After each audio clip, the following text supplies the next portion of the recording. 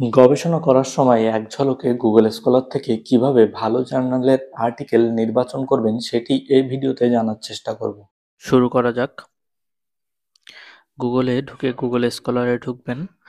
তারপরে Google স্কলারে keyword এবং Boolean অপারেটরের সাহায্যে আপনি সার্চ দিবেন। যেমন এই যে আমি মেন্টাল হেলথ এবং ডিপ্রেশন এবং বাংলাদেশ নিয়ে কি কি কাজ হচ্ছে সার্চ দিলাম। এরপর এই নিয়ে যে আর্টিকেলগুলো আছে সেগুলো চলে আসলো, কিন্তু এখানে দেখেন আপনি এক্সাক্ট আর্টিকেল কোনটা ভালো কোনটা খারাপ এগুলো খুঁজে পাওয়া কঠিন। এজন্য খুঁজতে আপনাকে আবার ওই আর্টিকেলে সার্চ দিতে হবে। তারপরে ভিতরে ঢুকে তখন বুঝবেন, এট এ গ্লান্স বোঝা যাচ্ছে না। তো এর জন্য আপনি কি করবেন, আপনি আবার গুগলে গেলেন। গুগলে গিয়ে আপনি এক্সাইটেশন এক্সটেনশন বলে সার্চ দিবেন এবং সেখানে ভিতরে ঢুকবেন। এক্সাইটেশন এক্সটেনশনের এই ইন্টারফেসটা আপনার সামনে চলে আসবে, journal ranking in Google scholar. তারপরে আপনি এটা ক্রোমে আপনার অ্যাড করে নেবেন এবং অ্যাড এক্সটেনশন করে ক্রোমে এটা যুক্ত করে নেবেন।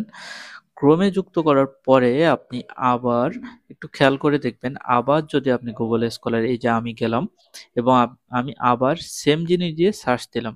এখন আপনি দেখেন আপনি একটা পরিবর্তন দেখতে পাবেন। সব আর্টিকেলে যেগুলো ভালো জার্নালের আর্টিকেল সাইডে দেখেন Q1 Q2 এরকম করে চলে আসছে।